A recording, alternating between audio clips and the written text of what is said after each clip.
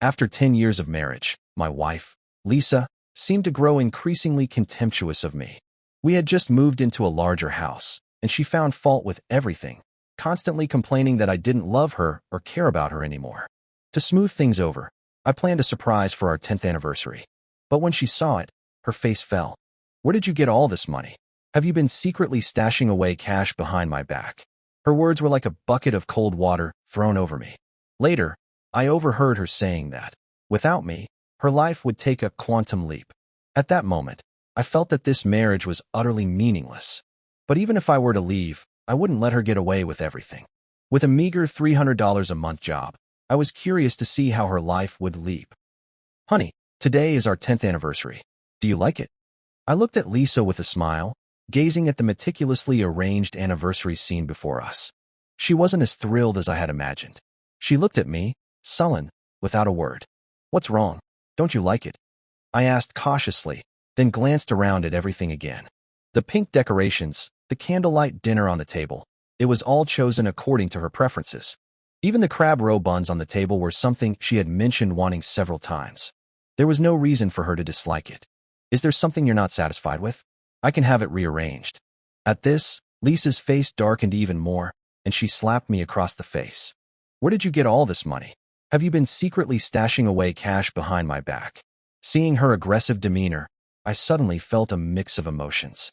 I had prepared this anniversary for so long, hoping to mend our relationship, but her focus was on where the money had come from. Even so, I patiently explained. "The studio got a big project recently. I was thinking about how you've been down lately, so I wanted to use that money to give you a surprise." Instead of being happy, Lisa looked at me with disdain. She then turned her gaze back to the room's decorations. She walked around, sarcastically saying, "Other people get bags and cars for their anniversaries. Am I only worth a few crab roe buns? Is that how cheap I am in your eyes?" I was at a loss for words. I knew what she was referring to. Recently, a wealthy friend of ours had a birthday, and her husband gave her a limited edition sports car. But we were only moderately well off, and with the recent purchase of the house, we simply didn't have that kind of money. Thinking of this, I spoke again. "These are all your favorite things. I just wanted to make you happy. Do you think these things will make me happy? Let me tell you, I'm not happy at all." Seeing her aggressive stance, I suddenly lost all my composure and strength. I stood there, feeling somewhat lost and unsure of what to do. But Lisa didn't stop her accusations. "If you don't have the ability to pull off those kinds of surprises, don't try to imitate others. You'd be better off saving that money to finish the house renovation. Our new house, how long has it been? It's still a mess." Hearing her endless nagging, I became weary. "If you don't like it, let's just go back." When Lisa heard this, her expression changed instantly. She looked at me, aggrieved. "What do you mean? Are you already tired of me? You don't love me at all. You're so impatient, even listening to me now. You've been arguing with me all the time lately. I told you not to buy the house, but you insisted. I told you not to do the extensive renovations, but you insisted." My head throbbed. Watching Lisa's mouth open and close, I just wanted to escape. And that's exactly what I did. Lisa and I had been married for 10 years, and our arguments had become more and more frequent, especially in the last 2 years. After just a few words, she would find all sorts of reasons to argue with me. If I argued back, she'd say I looked down on her, that I didn't love her. If I didn't say anything, she'd say I didn't care about her, that I still didn't love her. As time went on, I felt increasingly alienated from this relationship, increasingly unable to hold on. We returned to the newly purchased house. The dripping sound from the leaky bathroom reached a crescendo of irritation.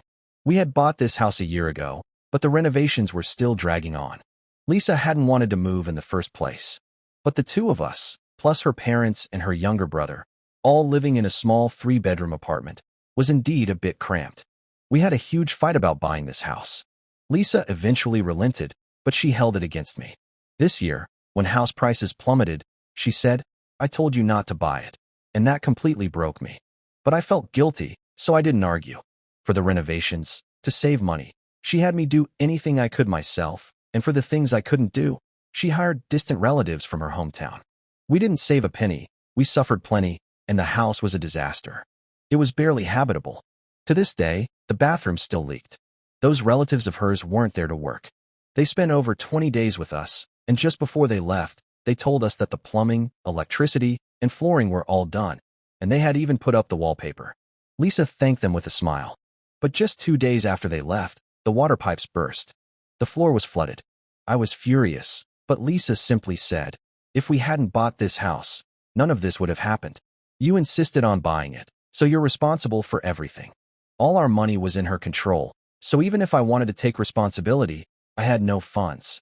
So the house renovations dragged on, becoming a source of constant tension between us. Hearing the dripping water, my eyes welled up. In the silent house, I couldn't hold back my sadness any longer and burst into tears. I don't know how long I cried. Suddenly, my phone beeped with a notification. "I want to eat the green rice balls from that shop near our university this morning. If you can get them for me, I'll forgive you." This time, I didn't rush out immediately. Instead, I mechanically scrolled through our chat history. Over the years, our conversations seemed to have always been dominated by her, with me simply complying. I sat on the floor for a long time, wiped away my tears, and decided to buy the rice balls. It was a way to offer an olive branch, to give us both a way out. Looking at the remaining $30 in my WeChat balance, I laughed bitterly. I called a colleague at my company and asked him to transfer some money to me for emergencies. After a 5-hour train ride, I finally arrived at my doorstep before 9 a.m. But hearing the voices inside, I felt frozen. "You were going to divorce, David, so why did you send him to buy rice balls?" "Mom, you don't understand. David grew up without parents. He's desperate for love. I am going to divorce him, but I need him to initiate it so I can get him to leave with nothing, to make him feel like he owes me. Lisa, David's actually a good guy. If you divorce him, what will you do?" I listened closely, my ear pressed to the door. I thought Lisa might hesitate at this, but the next second, her disdainful voice came through clearly. "Without him, my quality of life will take a quantum leap." Hearing this, I felt like I had been plunged into an ice cellar. I remained in that position, frozen, unable to recover for a long time.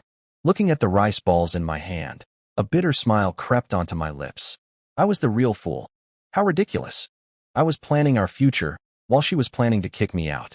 I calmed myself, then pretended nothing was wrong, pushed open the door, and handed Lisa the rice balls. "Your favorite rice balls." Lisa took the rice balls, took a bite, and spat it out. She unceremoniously threw the entire box of rice balls into the trash. "Why are they red bean? Don't you know I don't like that overly sweet taste? Do you even care about me at all?" Faced with Lisa's questioning, I was at a loss. Looking at the box of rice balls in the trash, I felt my heart suddenly empty. I looked up at the slightly overweight woman in front of me, feeling a sense of disorientation. She didn't seem to be like this before. Back then, I was just a poor graduate. I worked for 2 years, but my boss didn't appreciate me, so I wanted to start my own studio. Without a second thought, she gave me all her savings to support me. It wasn't much money, but I cherished her support immensely. But now, she seemed only capable of criticizing and belittling me. Times had changed, and everything had changed with them. I was no longer a part of her future. Once I understood this, looking back at her actions during this time, everything made sense. It wasn't that she didn't want to buy a new house. She just didn't want my name on the deed. It wasn't that she didn't like the rice balls. She was deliberately trampling on my sincerity. She really went to great lengths to make me initiate the divorce. Since this was what she wanted, I would grant her wish. We could divorce, but leaving with nothing was out of the question. I ran a design studio, and my income was quite good. A few years ago, Lisa complained that she didn't have a job, that she was just staying home cooking and cleaning, and that she felt empty. She coaxed me into changing the studio's legal representative to her. Even the house we were living in now was in her name. Thinking about it, I seemed to have nothing. It was terrifying. Suddenly, my back was covered in cold sweat. So, she had been planning everything from so early on. "Why aren't you saying anything? Are you feeling guilty?" "David, let me tell you, you've been so rebellious lately. You can't do anything right, and you always want to go against me." Even though I was the one being scolded, Lisa's tears were streaming down her face. She always did this, putting herself in the victim's position to morally blackmail me. In the past, I would have immediately apologized, comforted her, and then been criticized by her again. But now, I couldn't bring myself to say I was sorry. Seeing her weeping while secretly glancing at me, I looked at her expressionlessly, without a word. My silence broke Lisa again. She looked at me, righteously saying, "David, are you even human? For so many years, I've put all my energy into you, into this family. And this is how you treat me? When I was young, I had many suitors, many who were more handsome and richer than you. I chose you because I thought you were a good person, that you were good to me. But how could you become like this? The disappointment in her eyes stung me deeply. I'm not good to you. How else should I be good to you? Years of pent-up emotions poured out at this moment. My eyes were bloodshot as I looked at Lisa. In your heart, am I completely worthless? Yes, others can live in mansions, have luxurious walk-in closets, and live extravagant lives. And what about me? I spend every day taking care of your needs. Look at how few clothes I have for myself. The closet is full of your things. And in this house, isn't everything of yours the best? Lisa's words were like daggers, seeming to nail me to a pillar of shame. But weren't all these hardships of her own making? No clothes? I had bought her many clothes before, but she not only complained that I was wasting money, she also returned all those clothes. Other people had walk-in closets, and we could have had one too. It was she who said that it wasn't practical, that it was better to buy a few more roast chickens than to build a closet, and insisted on buying a few cheap clothes racks. And now, all of this was somehow my fault. It would be a lie to say I wasn't heartbroken. I looked at her for a long time, without saying a word, and silently returned to my room. And Lisa started her old tricks again. She sat on the sofa in the living room, constantly pouring herself red wine. Her mother tried to persuade me to go out several times, but I didn't. From daytime to evening, Lisa drank an entire bottle of red wine. This time, I felt no sympathy, only a growing sense of coldness. She wasn't sad that I had argued with her. She was sad that I hadn't comforted her, that I hadn't been morally blackmailed by her, that I hadn't angrily proposed a divorce. I couldn't sleep all night, thinking about many things. I had been a pushover for half my life, and I didn't want to be led by the nose by her anymore. As soon as I stepped out of the bedroom, I saw Lisa still sitting on the sofa, looking gloomy. A half-empty bottle of red wine sat on the table. The ashtray was full of cigarette butts. The entire living room was filled with smoke. It was clear she had been smoking all night. Her hair was messy, her face sallow, and she looked utterly unkempt.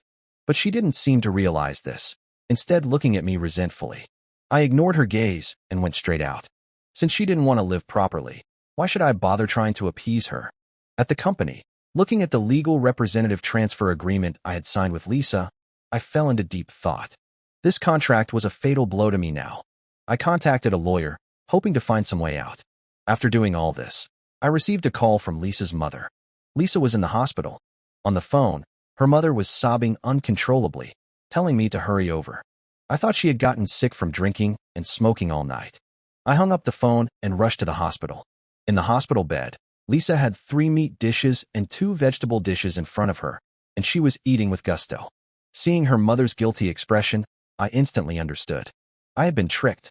I was furious and turned to leave. But I was too late. Her mother went out before I could turn around and helpfully closed the door behind her. I know you went to a lot of trouble to buy me the rice balls. I didn't want to upset you, but you insisted on buying the ones I don't like, so I couldn't help but get angry. In other words, it was still my fault. But she hadn't even seen that I had bought every flavor of rice ball. At this point, I didn't want to explain anymore. No matter what I said, she would always have an excuse, always be able to argue. Lisa looked at me. Although her eyes were smiling, I felt that her smile didn't reach her eyes. This version of her felt unfamiliar. I said calmly, "Think whatever you want. I'm very busy. Don't call me unless it's important." Hearing this, Lisa's body visibly stiffened. She looked at me in disbelief, seemingly unable to understand why I had escaped her control. I sneered and, mimicking her previous attitude, said cheerfully, "You had many suitors when you were young, and I'm not bad myself now. They say a man in his 30s is like a flower. I have money and good looks. It's normal for young girls to be interested in me." With one sentence, I broke Lisa completely. Her gaze became even more fierce. "How can you do this to me? For so many years, I've been frugal, not even daring to buy new clothes. Who was it all for?" I scoffed inwardly. Wasn't this how she used to taunt me? Now that I was just treating her the way she treated me, she couldn't handle it? She felt wronged, but didn't I? All the money in the house is with you. If you don't buy clothes, is it because I won't let you? You insist on suffering, who can you blame? At this moment, I abandoned the gentlemanly demeanor I had cultivated for years. My sarcasm completely broke Lisa. She punched and kicked me, while cursing me for being heartless. Seeing her dung-meing expression, I felt only sadness. How had we let our lives become like this? We used to be so in love. Back then, we had just gotten married, and we were far from being as well off as we were now. We lived frugally, counting every penny, but even though we were poor, our lives were warm. She could understand my hardships, and I would also appreciate her efforts. 10 years, and that initial happiness was long gone. When did things start to change? Perhaps it was from a friend's gathering, when she saw other women dressed beautifully, and she felt inferior. To cater to her sensitivity, I went shopping with her, but she was dissatisfied with every piece of clothing, and I gradually became impatient. Or perhaps it was because of my occasional carelessness, my failure to notice her sensitivity, leading to inexplicable cold wars and emotional drain. The current her was repulsive to me, but even so, I still refrained from proposing a divorce. I didn't want to let her win. After she finished venting, I remained silent and turned to leave. The sounds of things crashing and breaking came from the ward. I knew she was venting her frustration at me. After 2 days of Cold War, I received a call from Lisa. Her voice was very calm, and she asked me to meet her to talk. Even at this point, she still refused to spend money on a decent restaurant. Looking at the bustling snack stall, a feeling of helplessness washed over me. I had no appetite for the spicy hot pot in front of me, and I asked directly, "What do you want to talk about?" Lisa no longer put on a dramatic act, and her tone was calm. "You don't want to continue this, do you?" I was surprised that these words came from her. I didn't speak, waiting for her next sentence. "These past few days, you've ignored me, you haven't come home, and you haven't contacted me. It's obvious you don't want to continue. I can agree to a divorce, but all the money in the house belongs to me." Her self-righteousness struck me as utterly ridiculous. All the money, to her. The thought had probably been brewing in her mind for a long time. Divorce is fine, but you can't have all the money. If it comes down to it, we'll go to court. Lisa looked at me in disbelief. It seemed she hadn't expected me to agree to a divorce, let alone to take her to court. After a moment of shock, her tearful voice came again. "Have you fallen for someone else? You never used to treat me like this. I'm so disappointed in you." In the past, whenever I heard her say she was disappointed in me, my heart would clench painfully. I would even feel a bit scared, at a loss. Then I would try every possible way to comfort her. Kneeling on the keyboard, kneeling on durian shells, lining up at 3 in the morning to buy her steamed buns. I had done all those things. But now, watching her cry, I felt nothing. It was as if, suddenly, I no longer loved her. Seeing my lack of reaction, Lisa's expression froze. Our conversation ended in discord. I thought Lisa would fight me to the bitter end, but to my surprise, her mother came to me first. She told me that Lisa had been having a very hard time lately. Every night, she would cry while looking at our wedding photos, and during the day, she was a mess. "Lisa loves you in her heart. She just doesn't know how to express it. You two have been together for so many years. Give her another chance, okay? Just for your mother's sake." Looking at the elderly woman in front of me, I didn't know how to refuse. Over the years, her mother had been very good to me. Even when we had disagreements, she mostly sided with me. "Just do this for your mother, please. Go back and see Lisa." As she spoke, she was about to kneel down to me. I quickly helped her up. "Mom, I'll go back. Don't worry." My mood was indescribably complex. I couldn't sleep all night, thinking about many things from our past, the sweet moments, the happy times, the arguments, the pain. One by one, they flashed before my eyes like a slideshow. Early the next morning, I bought Lisa's favorite cupcakes and went back. Our eyes met, and tears fell uncontrollably from Lisa's face. But neither of us spoke. I placed the cupcakes in front of her and went back to my room to do my own thing. The morning passed peacefully. But before long, there was a commotion outside, and I even recognized some of the voices. I opened the door and was stunned to see who was there. Lisa had actually brought the people from the studio over. I looked at her, my eyes questioning what she was trying to do. Lisa glanced at me, then smiled and invited the studio colleagues to sit down and chat. There wasn't even a glass of water prepared on the table. I felt awkward and could only brace myself to greet everyone. Just as the atmosphere had improved a bit, Lisa stood up and announced to everyone, "David and I are getting a divorce. I'm the legal representative of this studio, so from now on, I'm your boss." At these words, the living room fell silent. The dozen or so people looked at me, and then at Lisa, none of them daring to speak. Lisa looked at me, somewhat smugly. At that moment, I felt like the blood in my body had frozen. She was doing it on purpose. She was getting back at me. This scene reminded me of a year ago. It was the studio's 3rd anniversary, and we had just completed a big project, so the studio held a celebration banquet. I had told Lisa about it beforehand. But on that day, she didn't wake up because she had been playing games all night the day before. I had to attend the celebration alone. Afterward, she not only complained that I hadn't woken her up, but she also suspected that I hadn't taken her because I thought she was ugly. No matter how many times I explained, she ignored me. Later, she did something earth-shattering behind my back. She went to the studio, dressed to the nines, and ordered a cup of soy milk for everyone. Seeing the awkwardness on my colleagues' faces and the smile on Lisa's face, I wanted to crawl into a hole. From then on, whenever there was a gathering, I would take her with me. I was afraid that she would do something bizarre again. A year later, she was repeating the same trick. The awkwardness of the past had all turned into anger. Seeing the undisguised smile on her face, the last bit of patience I had for her was exhausted. I followed up on her words. That's right. We are getting a divorce, but I started this studio myself, and I will fight for it. I have some family matters to take care of, so I won't be able to entertain you all. As soon as I finished speaking, the dozen or so people rushed out the door as if they were escaping. Anyone who didn't know the situation would have thought there was someone terrifying behind them. After everyone had left, I looked at Lisa without saying a word. I went into the room alone and started packing my things. David, what do you mean? Are you really going to divorce me? If you kneel down right now and admit your mistakes, promise to listen to everything I say from now on, I'll forgive you, and we can put this behind us. Hearing this, I couldn't help but sneer inwardly. Even now, she still thought I would kneel down and admit my mistakes. How ridiculous. After packing my things, I looked at Lisa and said expressionlessly, I've hired a divorce lawyer to handle the property division.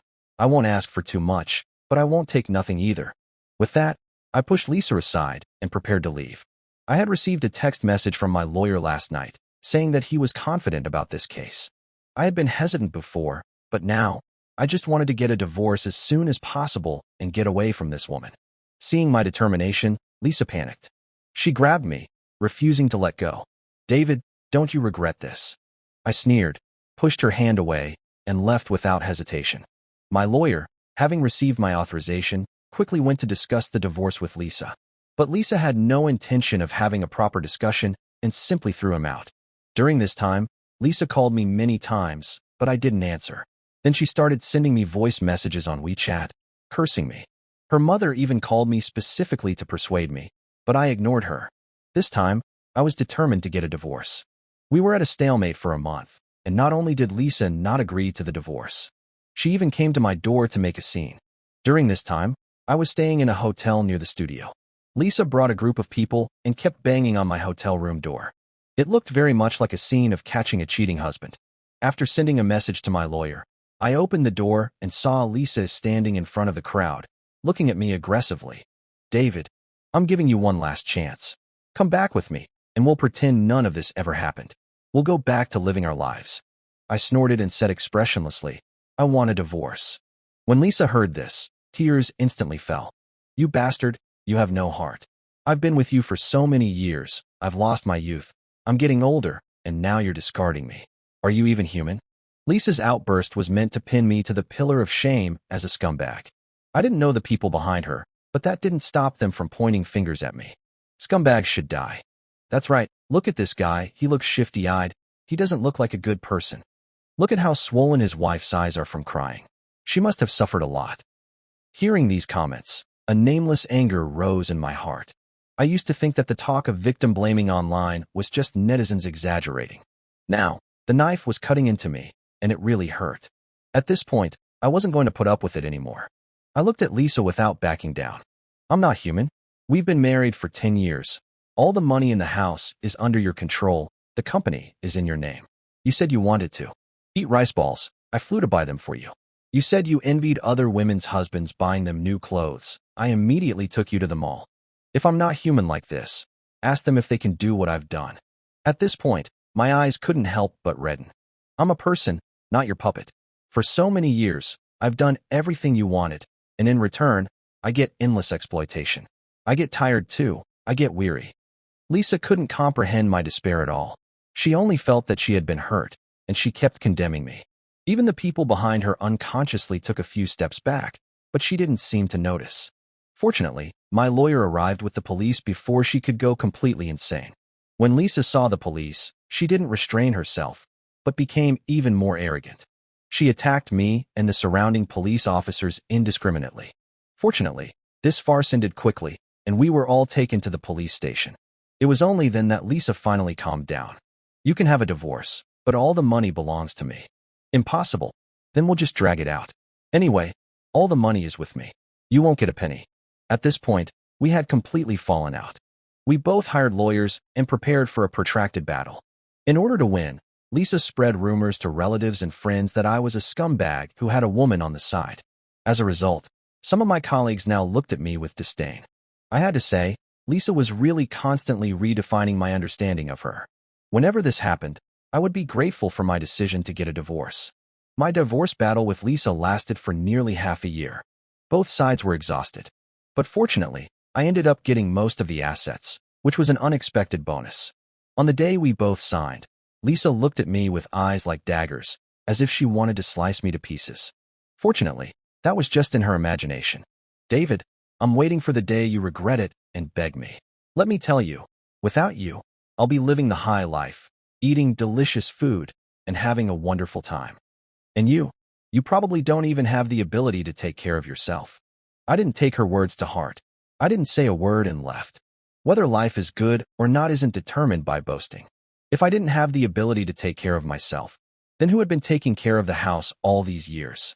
For so many years, let alone tidying up the house, she hadn't even washed a single piece of clothing. Thinking about how Lisa used to be, I was actually looking forward to her future. After the divorce, my life continued in an orderly manner.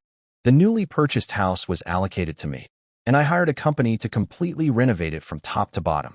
Thinking that I would never have to face those cheap wallpapers again, my mood improved considerably. Meanwhile, Lisa also started a new life. Perhaps wanting to show how wonderful her life was without me, she not only didn't delete my WeChat, but she also occasionally flaunted her newly purchased luxury goods to me. Designer bags, designer watches, designer clothes. There was something new every day. Her social media was also very lively. Eating, shopping, and even finding young boy toys. At the rate she was spending, the money she had probably wouldn't last long. But before she could run out of money, I received a call from her mother. Lisa had gotten into a fight at a bar and had been taken away by the police. She wanted me to bail Lisa out. At first, I was unwilling. I didn't want to have any more involvement with Lisa. But she came straight to my house, held a knife to herself, and threatened to kill herself. Considering that she had been fairly good to me in the past, I had to give in. As soon as I arrived at the police station, I saw many men and women squatting by the wall. Although Lisa was wearing heavy smoky eye makeup, I recognized her at a glance. There were slap marks on her face, and her hair was a mess. When she saw me, her eyes lit up. "David." I ignored her and went straight in to talk to the police. Hearing the whole story, it would be a lie to say I wasn't shocked. Lisa had actually been fighting with a wealthy woman over a young man. It was absurd. It really was a case of a toad looking for a frog, ugly but adventurous. With her meager assets, she was actually fighting with someone over a man. It was ridiculous. But we were no longer anything to each other, so these were not things I should be concerned about. I signed the papers, paid the bail, and took her out. "David, do you regret it? If you beg me, I'm still willing to get back together with you." Lisa grabbed me and looked at me expectantly. I looked at her. Besides expectation, there was also a sense of entitlement on her face. It seemed she thought I would definitely agree to her proposal. This attitude of hers reminded me of our past arguments. Every time we fought, I would take the initiative to apologize to her, and then she would pretend to magnanimously forgive me. I gave her a faint smile. "We're divorced. We have no relationship. I don't regret it, and I won't get back together with you." It was only then that Lisa finally showed a look of disbelief. "Didn't you say I was your sweetheart, that you would love me forever and never leave me?" She murmured the promises I had made to her in the past. I sighed, not knowing what to say, and finally turned and left. I once truly believed that I would never leave her, but I had forgotten one prerequisite. That was whether her heart was true to me. Our love was never equal, and it was only natural that we ended up where we did. I thought our interactions would end there. Unexpectedly, the next day, Lisa came straight to the company, and she even thoughtfully prepared lunch for me. "David, you love beef the most. I slow-cooked it for 2 hours. Try it." Looking at the thermos in her hand and the smile on her face, I felt no happiness, only coldness. So, she did know that I liked beef and disliked pork. In the past, she would buy pork for every meal, and she would tell me that pork was cheap and delicious, that I should just get used to it and not be so picky.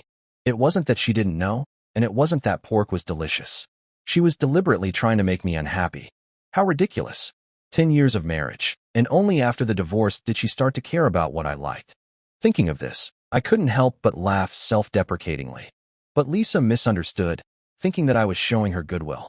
David, you used to say that I didn't care about you. From now on, I'll learn to care about you more, to pay more attention to your thoughts, okay? At this moment, my indifference towards Lisa turned into a feeling of disgust.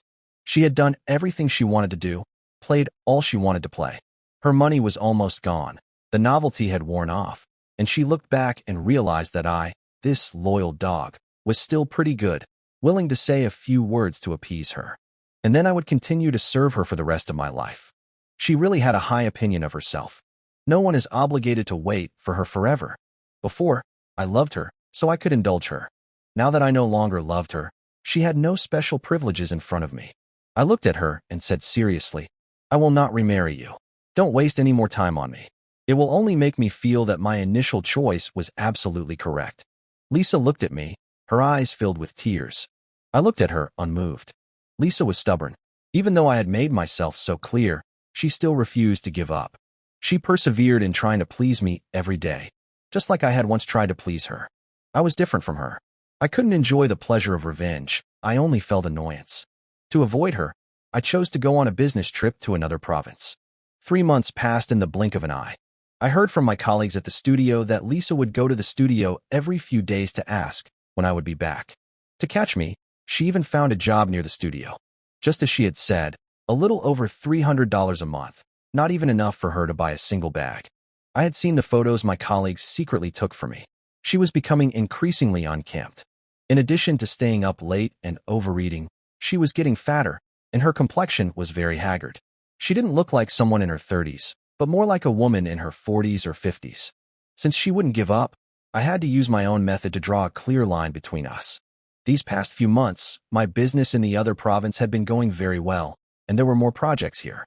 I decided to move the center of my work here, to make a completely fresh start. A year later, I saw Lisa again at a party hosted by a business partner. When she appeared in front of me as a waitress, we were both stunned. We hadn't seen each other in over a year, and she had really changed a lot, or rather, she had aged a lot. She looked very much like an older woman. David. Hearing her call me, I gave her a faint smile. Before she could continue speaking, my fiancé came over. This is my fiancé. We're getting married next year. I introduced her to Lisa, then put my arm around my fiancé to prevent Lisa from suddenly going crazy. She looked at us for a long time, and finally just choked out, I'm sorry. Then she was called away to continue working. Looking at my fiancé beside me, I smiled sincerely.